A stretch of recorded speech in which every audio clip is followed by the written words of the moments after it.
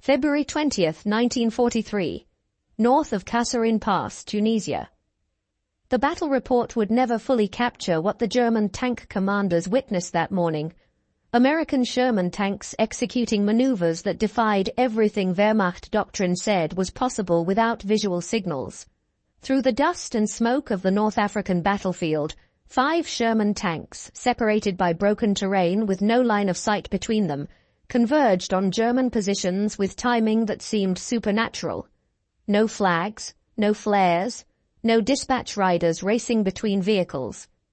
Yet they moved as a single organism, each tank covering blind spots the others couldn't see, each crew knowing exactly where their comrades were positioned.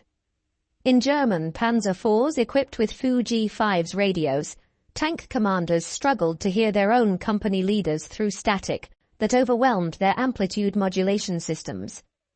The 10-watt German transmitters, state-of-the-art by the 1930s standards, couldn't penetrate more than a few hundred meters when tanks were moving. Most German tanks carried only receivers, unable to report what they saw or call for help. The Americans were operating with technology the Germans didn't know existed. Frequency modulation radios in every single tank, crystal-controlled precision, 25 watts of transmission power, and clarity that cut through engine noise and battlefield chaos like a knife through paper. 8,000 miles from Detroit's assembly lines, the most decisive technological advantage of World War II was revealing itself. Not in armor thickness or gun caliber, but in the invisible electromagnetic waves that connected every American tank crew in ways the Wehrmacht never imagined possible. The transformation began on July 22, 1941, when the United States Army standardized the Signal Corps radio sets SCR 508, SCR 528, and SCR 538 for all medium tanks. While German forces were advancing through the Soviet Union using tactics that depended on radio communication between command vehicles, American engineers at the Galvin Manufacturing Company, later known as Motorola, were perfecting frequency modulation technology that would render German systems obsolete. The engineering team included Daniel E. Noble, who conceived the application of FM technology in military vehicles, and Henrik Magnoski, the principal RF engineer who solved the technical challenges of installing sophisticated electronics in the harsh environment of a tank.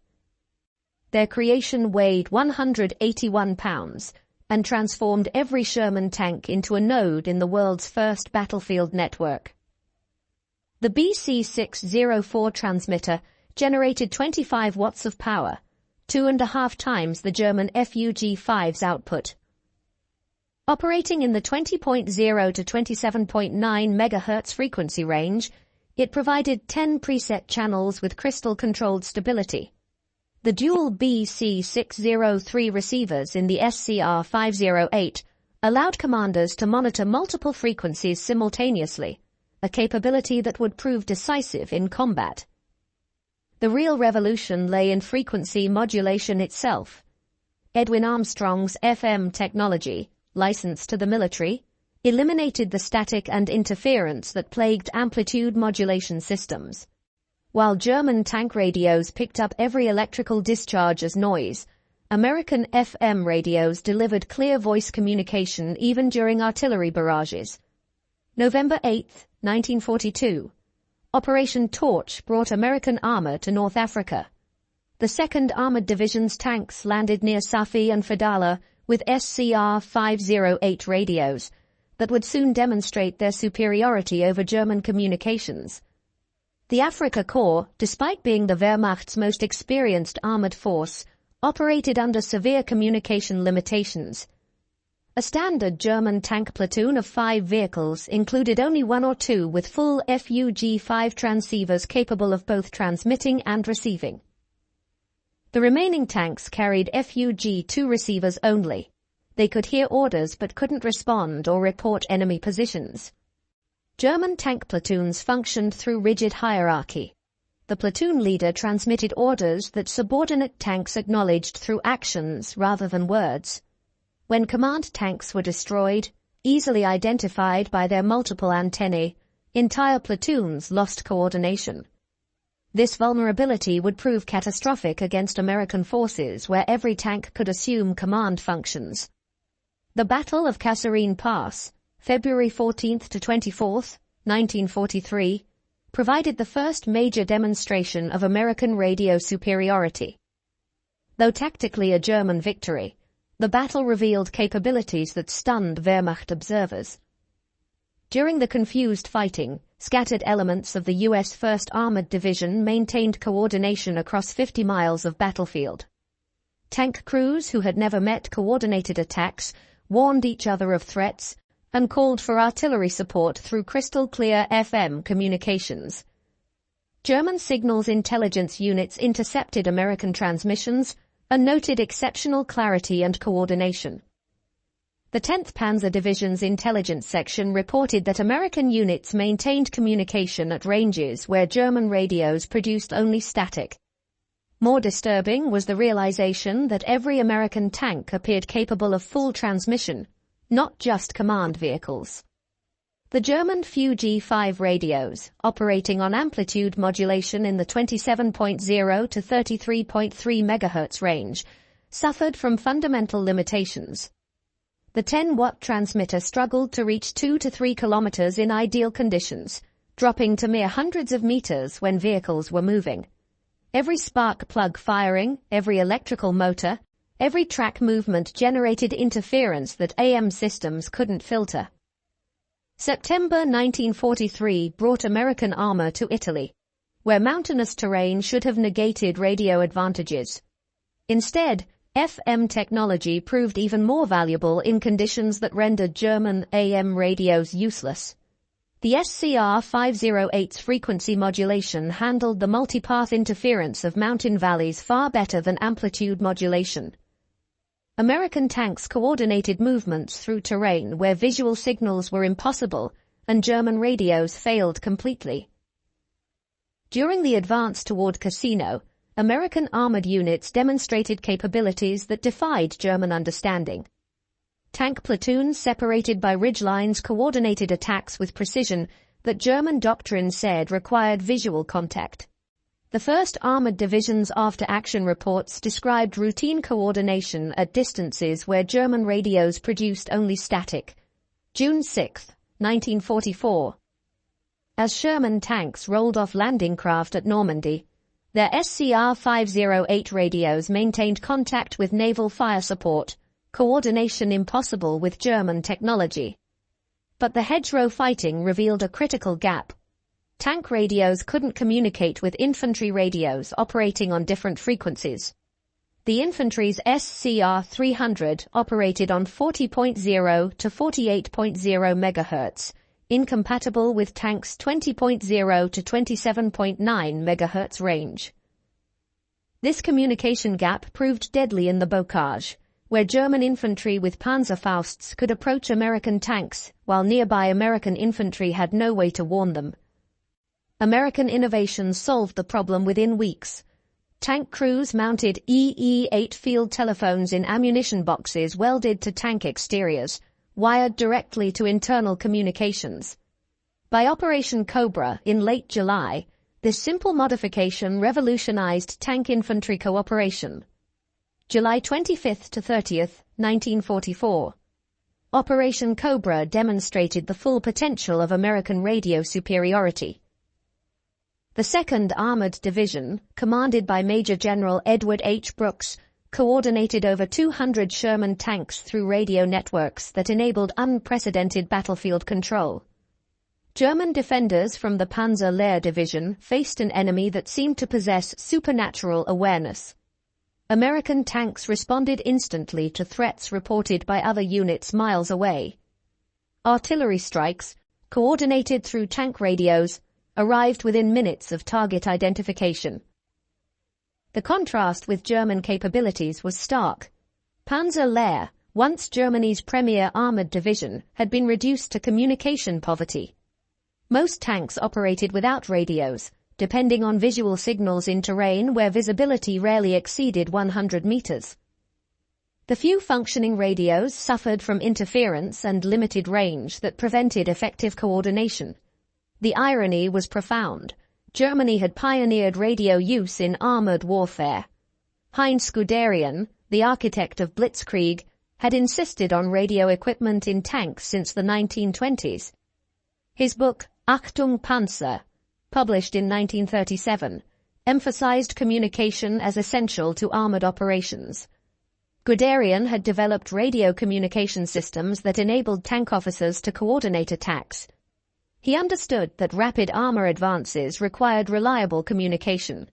Yet by 1943, German tank production couldn't provide the radios Guderian's own doctrine demanded. German production statistics revealed the crisis. In 1943, Germany manufactured approximately 5,700 medium tanks, but fewer than 2,000 Fuji-5 transceivers. Many radios went to command vehicles and assault guns, leaving regular tank units desperately short of communication equipment. Soviet tank forces suffered even worse communication poverty. The T-34, despite being the most produced Allied tank, typically entered combat without any radio equipment. Soviet doctrine relied on flag signals and pre-battle planning, with catastrophic results against German forces in 1941. By 1943, Lend-Lease provided some relief. American radios, including SCR-508 sets, equipped Soviet command tanks. But even by war's end, only about 25% of Soviet tanks carried radios. The comparison highlighted American achievement. While the Soviet Union struggled to equip 1/4 of their tanks with any radios, America achieved 100% deployment of sophisticated FM systems. Motorola's Chicago factory represented American industrial mobilization at its peak. Before the war, the company manufactured car radios. Converting to military production required complete retooling and solving unprecedented technical challenges. Each SCR-508 required 2,748 individual components manufactured to exacting standards. The BC604 transmitter contained 474 capacitors and 385 resistors.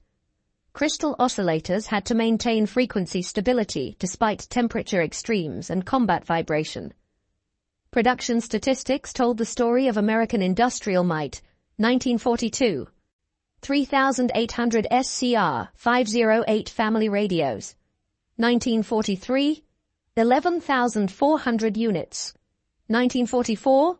24,000 units.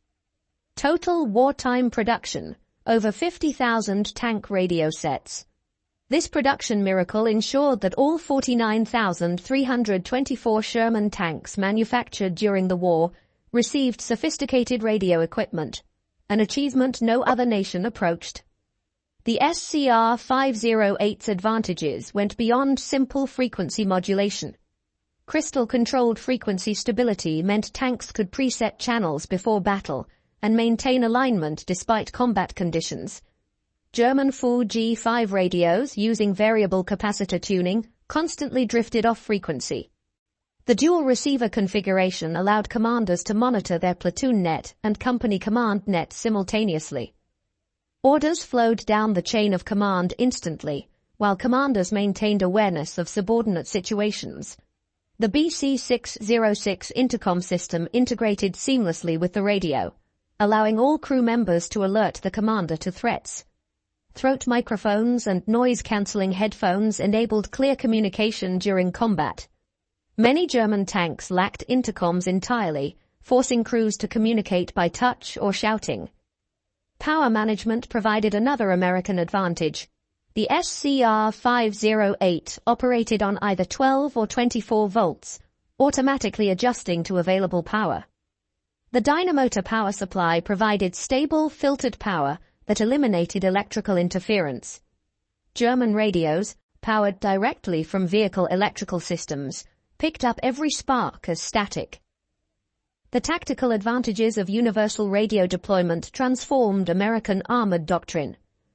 The combat command structure, flexible task forces organized for specific missions, depended entirely on reliable communications, American commanders could create ad hoc battle groups from different units, confident they could coordinate through compatible radios. This flexibility baffled German commanders accustomed to rigid organizational structures necessitated by limited communications.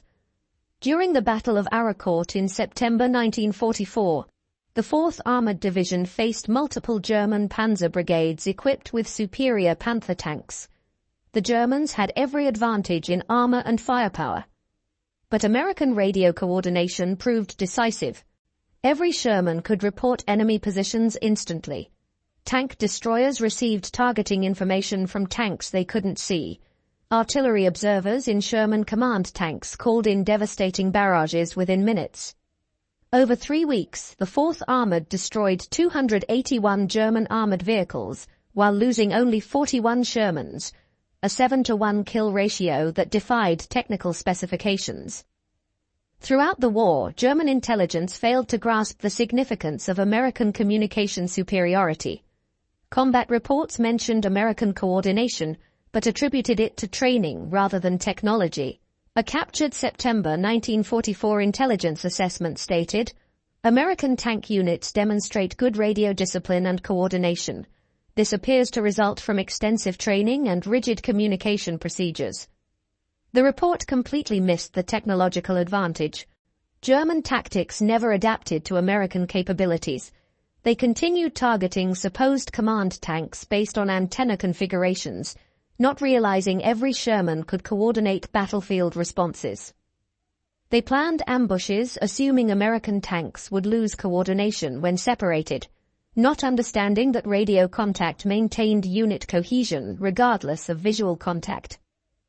March 1945.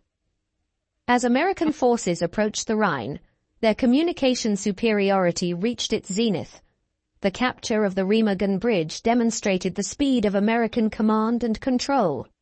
When the 9th Armored Division discovered the Ludendorff Bridge intact, radio reports reached 1st Army headquarters within minutes. Within an hour, divisions across the entire front were shifting to exploit the opportunity. German forces, dependent on telephone lines that American aircraft systematically destroyed, couldn't respond with comparable speed. American radio coordination created an impenetrable defense of the bridgehead. Tank platoons from different battalions integrated seamlessly, coordinating fires through radio networks. German counterattacks, poorly coordinated due to communication failures, arrived piecemeal and were destroyed in detail. April 1945. The encirclement of the Ruhr Pocket demonstrated the culmination of American communication superiority. American armored columns from the 1st and 9th Armies coordinated a complex double envelopment entirely through radio communications. Inside the pocket, 325,000 German troops found themselves trapped, partly because their communications had collapsed. American fighter bombers, guided by radio-equipped forward air controllers, systematically destroyed German communication nodes. Wehrmacht units lost contact with higher headquarters and each other. Field Marshal Walter Model's final messages before communication failure revealed the German plight.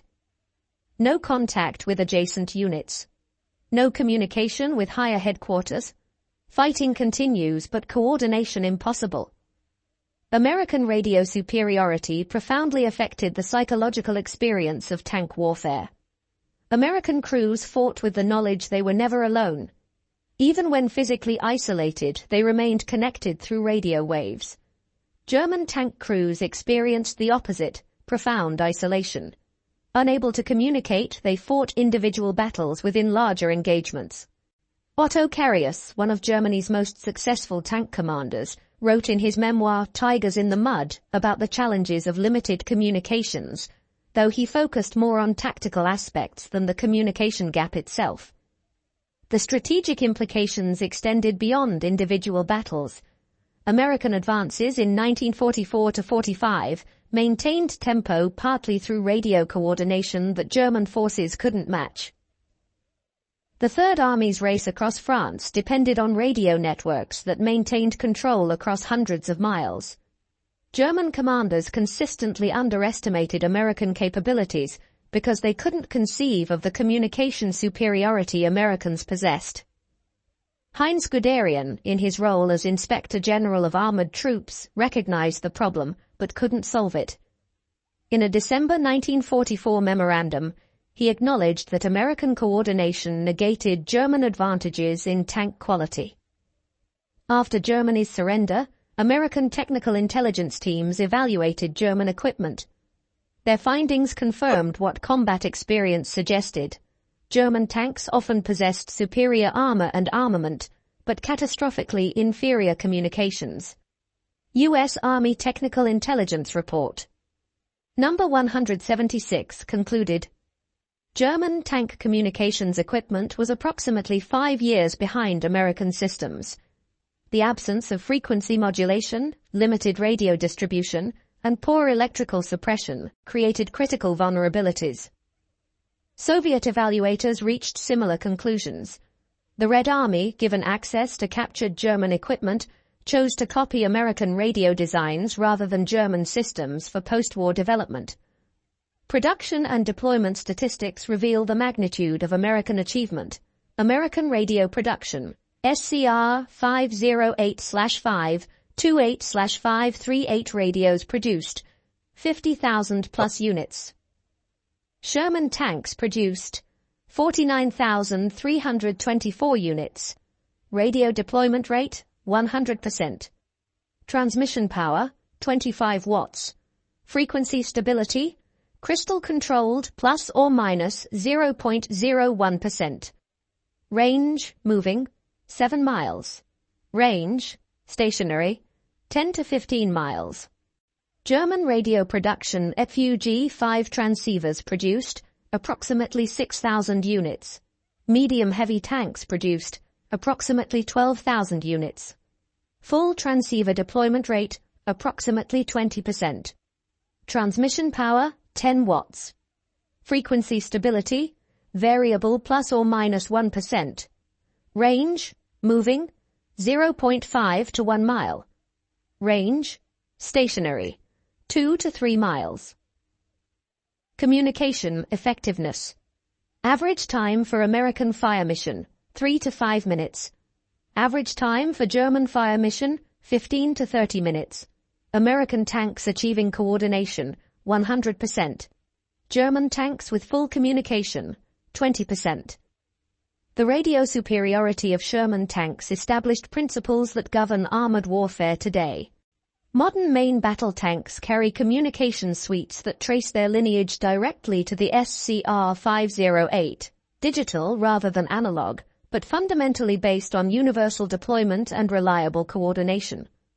The German Bundeswehr, rebuilt in the 1950s, prioritized communications based on World War II lessons. Every Leopard tank manufactured has carried comprehensive radio systems. A Bundeswehr training manual explicitly states, the defeat of superior German tanks by inferior American vehicles with superior radios teaches that information dominance outweighs platform superiority. Modern conflicts validate this lesson. In the 1991 Gulf War, coalition forces with superior communications destroyed Iraqi forces equipped with individually superior Soviet-designed tanks but inferior radios. In 2003, American forces again demonstrated that network-centric warfare defeats platform-centric warfare. The story of American Sherman tank radio superiority represents a victory in the electromagnetic spectrum that proved more decisive than advantages in armor or firepower. German tank crews fought their war partially blind to this revolution, discovering too late that every Sherman tank was not just a fighting vehicle, but a node in history's first battlefield network. The SCR 508 radio transformed the M4 Sherman from an adequate medium tank into a component of a weapons system that included every other American tank on the battlefield. This transformation proved more decisive than any improvement in armor or firepower could have achieved.